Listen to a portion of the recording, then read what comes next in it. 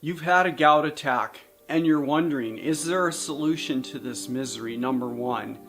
And number two, what are some strategies in order to make your life better? And we are going to start right now. Hi, I'm Dr. Pete. I have a PhD in biochemistry and I'm a certified health coach, and I devote my life to helping people overcome metabolic issues. Gout is caused by a high concentration of uric acid in the blood that then crystallizes in our joints.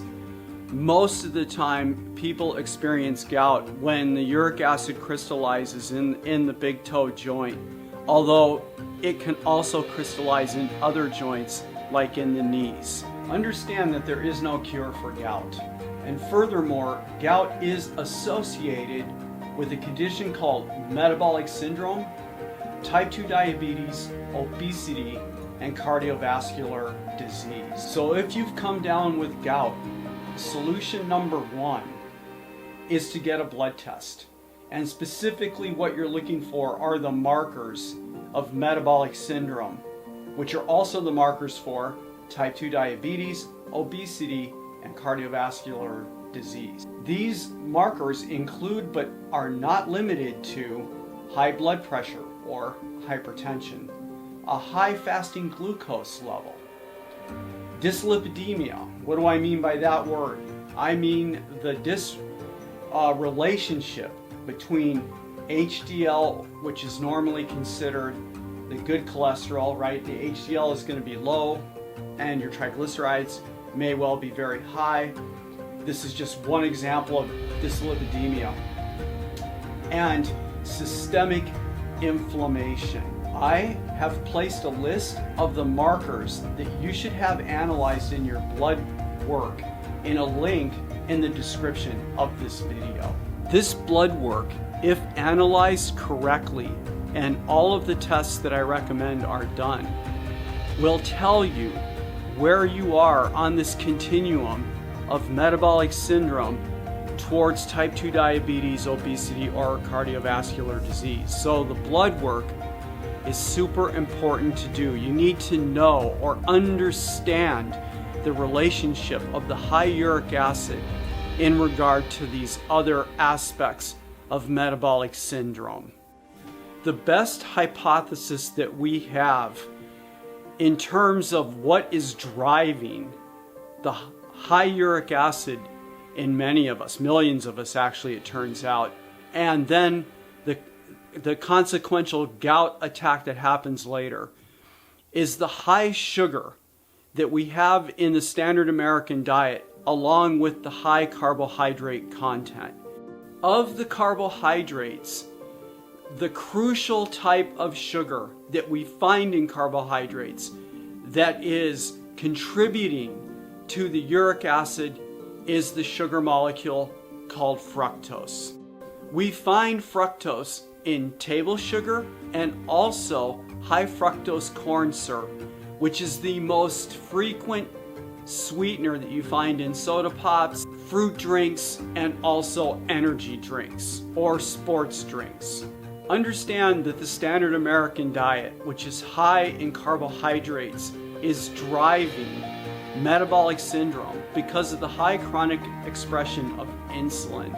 And as metabolic syndrome happens, this is going to drive an increase in uric acid, but it's also going to drive type 2 diabetes, obesity, and cardiovascular disease. Remember, there is no cure for gout, but is there a solution that can improve this situation? And in my opinion, the keto lifestyle is the solution to the gout problem. This is a lifestyle that deliberately restricts carbohydrates. So what will be the effect of that? First and foremost, because we're lowering the carbohydrates in this lifestyle, it's going to reduce substantially the amount of fructose, which we know that fructose drives the production of uric acid. When we lower the carbs, we also lower the chronic insulin expression, and therefore we reduce systemic inflammation. When someone lowers the carbs, we see that their blood glucose stabilizes, it shifts down into the normal range, it stabilizes, and we also see a lowering of the HbA1c. So what are the negatives of shifting onto the keto lifestyle? It's well known in the science that as a gout sufferer, because you're already showing high uric acid concentrations, when you start the ketogenic diet, the uric acid is going to spike. It's going to rise even higher.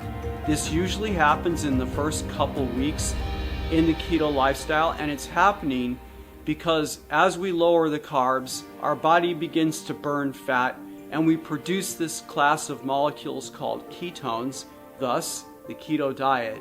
And those ketones compete with uric acid to be excreted into the urine. So in the beginning of the keto lifestyle, because the ketones are competing with the uric acid, we see the uric acid rise. Yes, you will be risking a gout attack. So you need to do two things. Number one, have a discussion with your doctor before you start the keto diet and explain to that person what it is you're going to do. And have in your medicine cabinet ready to go anti-inflammatories so that if you get a gout attack, you can deal with the pain. For some of us, when the uric acid begins to come back down, the uric acid does not come down into the normal range. For example, I am a gout sufferer who, even though I've been keto adapted for over 2 years now, my uric acid is riding at the highest level of the reference range. You may have to visit with the doctor again about a prescription to lower uric acid so that it is in the normal range.